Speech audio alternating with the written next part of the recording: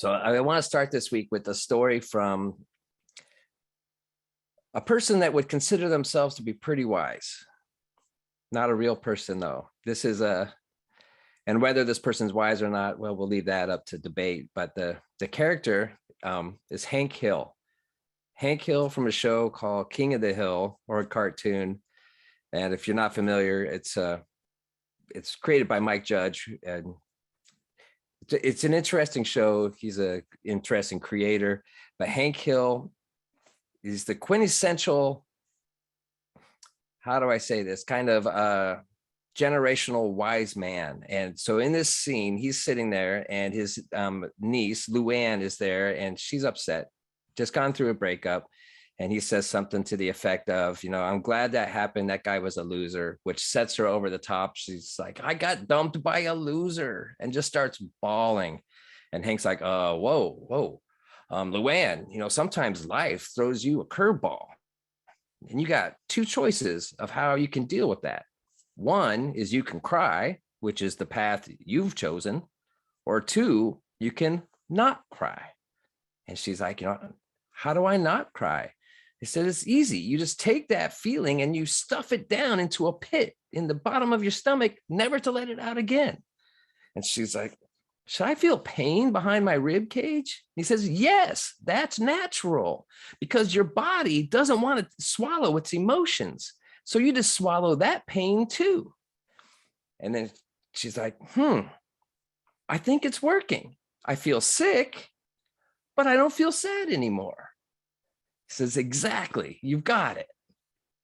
So I'm curious, I had to use this because it's just too good. How many people, how many of us here, how many of you have you experienced kind of that in your upbringing, your culturalization, that there's just some emotions, we just don't share. You just don't put it out there. There's the happiness is what we want to see, and anything else, like Hank, it made him uncomfortable to sit there and see somebody else in that state. And so it's the natural tendency to want to block that out from people. So this is what, we're going to be leaning into for this entire month of May. I'm really looking forward to it. When I first heard the subject and had to come up with segment that I do for Soul Evolution Collaborative, I was thinking about and talking with my partners, what one is the definition, what is an emotion and how is that different from a feeling? And I was just, at first I was hesitant to what's this month going to look like? But the more I leaned into it, this is a powerful month. This is really has the power just to open us up into greater ways of being, greater experience of the infinite nature that we are part of, and really to leaning into creating a more harmonious. And when we talk in the Science of Mind, Centers for Spiritual Living, if you're new to here, there's a phrase that we hear very often, and it's creating a world that works for everyone. But what does that really look like? Well, I think we're starting to move into a direction to where we're starting to answer that question, because until we know what it looks like, we're unable to create it.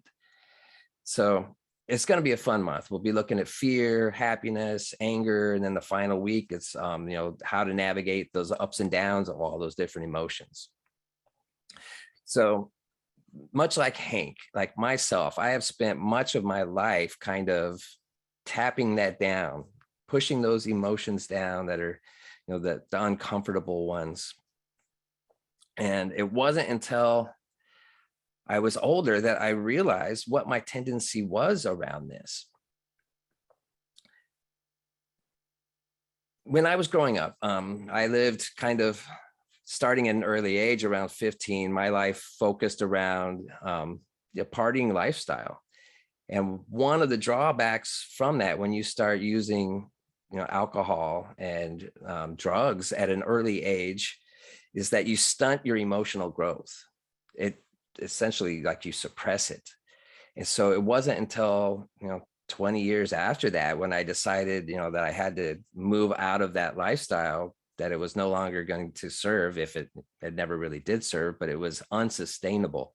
And as we moved out of that, between my spouse and I together, we were also doing some work on ourselves because, our life had become a mess. And so we were seeing, a couples therapist. And it wasn't until then that, like, I had never heard anything about your emotions and stuffing them down or feeling them. And what would happen is I stuff every little thing down. So, at this point, I had been married for 5 or 6 years, and things would come up that would upset me. But because of my lack of awareness of how our emotions come up and how to express them, express what we need, what we're feeling, I would just stuff them down, and then they would build and build and build. You can't just stuff them in like Hank Hill would have us, believe, and not expect them to manifest in some way. And so what was happening for me is that they would manifest in a burst of anger, and it would, I would just erupt on occasion, and it was over like the seemingly little things. I had no idea though that it was because I would store these things up, and then they would just come out in this flood. Ernest Holmes. So for people that aren't familiar with the science of mind, Ernest Holmes is the one that kind of compiled this philosophy, dragging bits and pieces that were congruent in all world religions, in all, philosophies, indigenous practices, that there's this golden thread of truth that runs through them all. And very wise person. So he talked about this a bit. I'm going to read briefly 2 paragraphs from the Science of Mind, the textbook, this is on page 144. And this is a section called Thoughts or Things. And one of the things that we practice a lot is that our thoughts become our reality. So here he's talking about this very thing. And he says, modern psychology affirms that all the thoughts and emotions that we have experienced since we came into conscious existence are still present in mind. And that's mind, like Bob was talking about, with the capital M, which means the one mind, which is where all thoughts, all consciousness originates. And we are all little tiny pinpoints of that consciousness experiencing itself. So all thoughts and emotions exist in that one mind. And then where they are ceaselessly active, they manifest themselves as subjective tendencies that mold the body in health or sickness and determine, as well as our reactions to all life and experience.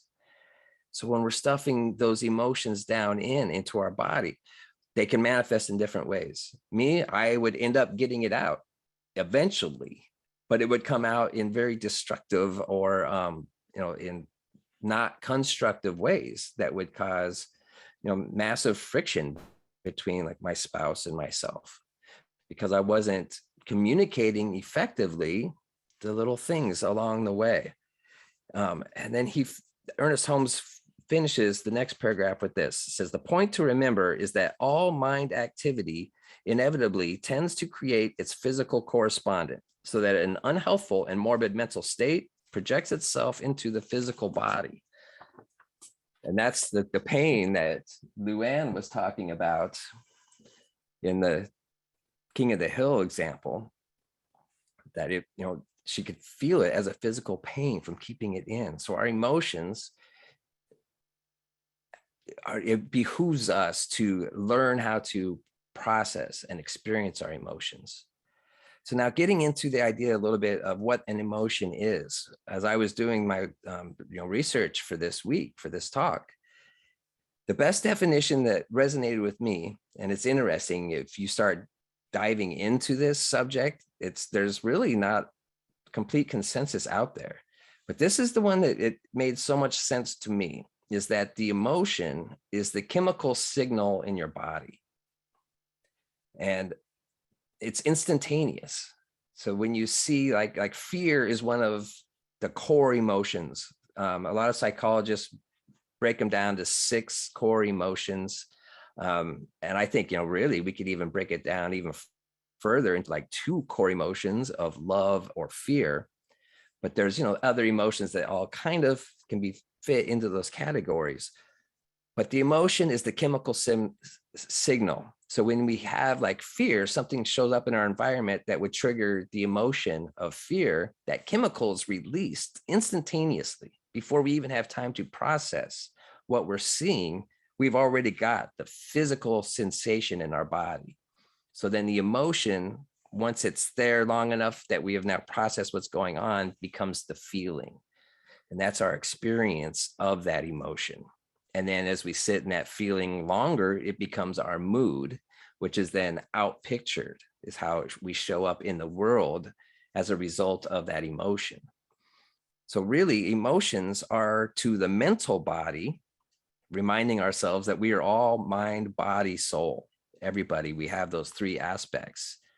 So the emotion is to our mental body what like a pain or a nerve cell is to our physical body. It's the stimulus that lets us process and know what's going on in the world. So just like with our sense of touch, when you touch something hot, like instantly it's hot to pull back.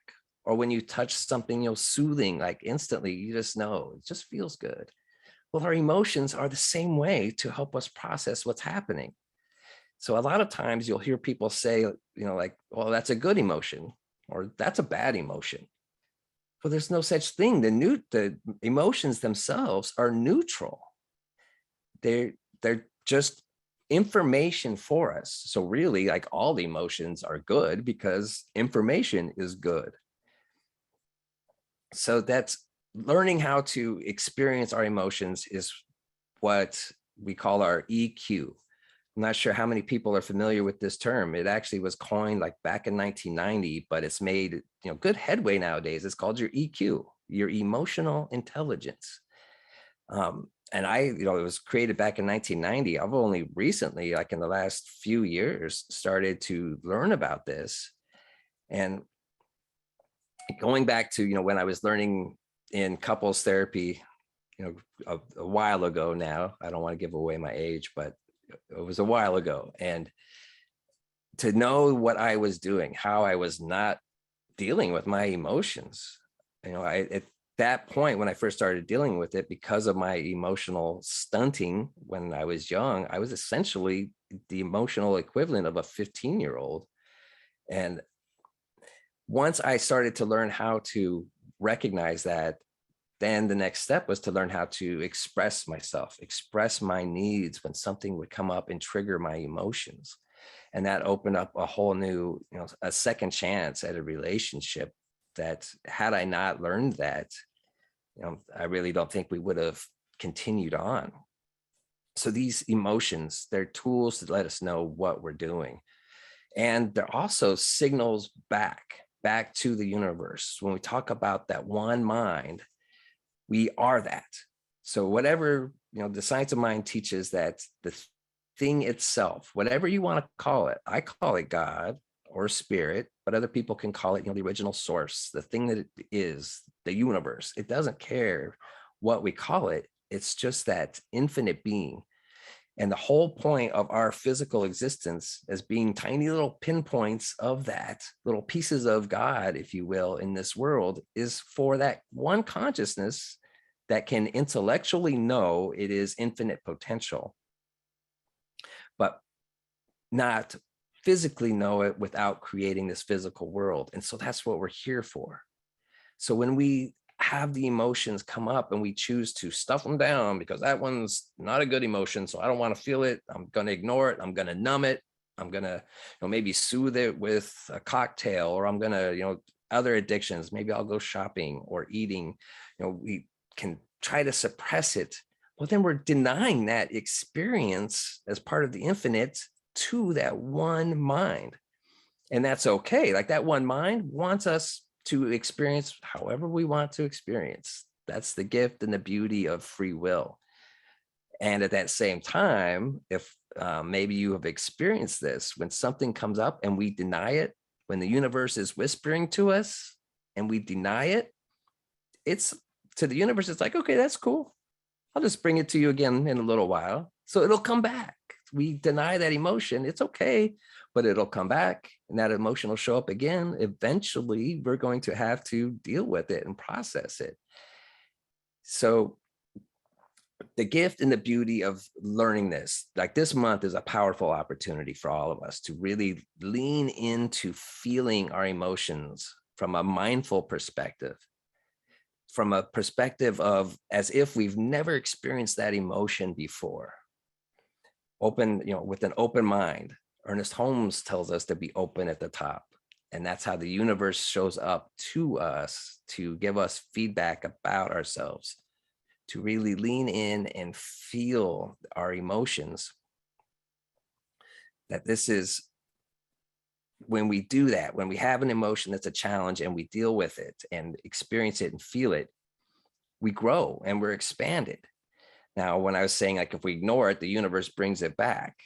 Well, a lot of times, when we do deal with it, we seem to have like learned from it and grow on, and we might be transcending that emotional experience.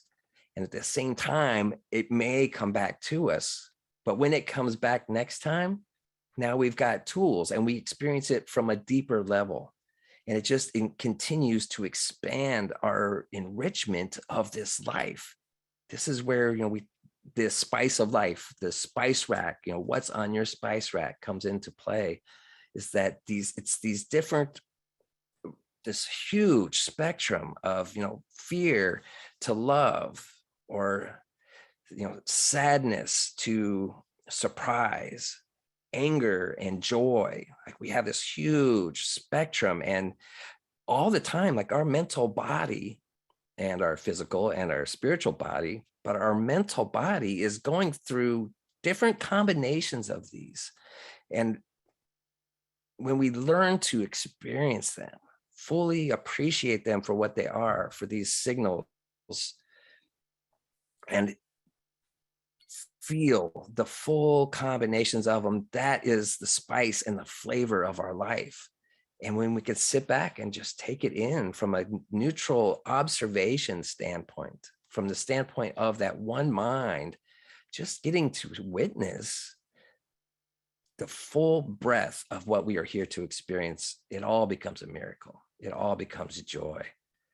So where we're at right now, like in this world, it's tough. It's tough out there. We are seeing, suicides at a high rate. We're seeing what's been interesting to me, the more I've learned about it, is it's really hard right now for somebody to find a therapist. I've talked to several people that have discussed that. Like therapists all have waiting lists now, which is great if you're here for the first time. Well, it's not great, but what is great is that you're here for the first time, or whether you've been here for a while. I want you to consider looking up a practitioner, because I don't know, how many practitioners have gone on wait lists yet or not, but this is a great time and opportunity for us to lean into spiritual practices of processing our emotions. And the spiritual practitioners through the Centers for Spiritual Living, which there's several right here, right now in this meeting. This is what we're here for. Like this is our time to shine, that we are able to help just hold that space to deal with, help people recognize their emotions and deal with it from a spiritual standpoint. Because this is where, like I say, the world right now is in a tough spot, but I think it's a good spot that we're in, because we're finally learning to deal with our personal emotions that we have been suppressing forever. And we're starting to learn how to deal with our collective emotions that we have been suppressing. There's a healing that needs to happen. And I really think a lot of stuff is coming to the surface just for that purpose. So this month, like as we lean into our own emotions and really observe them from a deeper place, it deepens our emotional intelligence, our EQ, and it helps us to see in others the same things that we're experiencing. When we know what we experience, we can witness it and be there for other people. We show up in a more empathetic way because we have dealt with our own emotions. We have, felt them and welcomed them for the gifts that they are, and then welcome them in others and just hold this space. Because if we really want to create this world that is more harmonious, more kind, more cooperative, more equitable, to where everybody's needs are met, we have to start within ourselves. To make big change out in the world, we have to make big change within ourselves. And when I say change the world, it's not that we think the world's bad. It's because we know the world is wonderful. And so we always want to bring it up into the next evolution, into the next expansion of that infinite divine that we are. So this is our call for this month, and this is our call for this week. So I invite you. Ernest Holmes, one of his key components is the idea of the reciprocal nature of the universe. And what this means is that in this science of mind, we do what we call affirmative prayer. And this is where we know our truth and we know what we want to experience in the world. We put our thoughts into the creative mechanism of the universe. But what Ernest Holmes encouraged us to do before we even go into prayer, we have our general idea when we sit down to prayer, but open at the top, sit and open and wait and see what Spirit has to say about that, because Spirit will then inform where we go with our prayer. So as we continually open up this month, right now, this is our call to action, is to invite emotional growth, invite emotional experience, so that when things show up, because this could be a magical month if you're open to it and you invite it, because the universe responds when we invite communion with it. And be prepared, because we will experience things. And if you're aware and alert when they show up, you'll be like, oh, that's why. Like, why did I have that little burst of anger? Oh, because that's my opportunity to deeply feel it. Why is this movie making me want to cry tears of joy right now? Oh, it's because I welcomed it, and this is my moment to fully experience it. So let's embrace this month. Let's embrace our emotions and see how it blends together to create this flavor for life and really guide us into this new world, this new earth that we are creating, and us in the spiritual paths. Like, we are here for a reason, and this is absolutely where we are going in this world.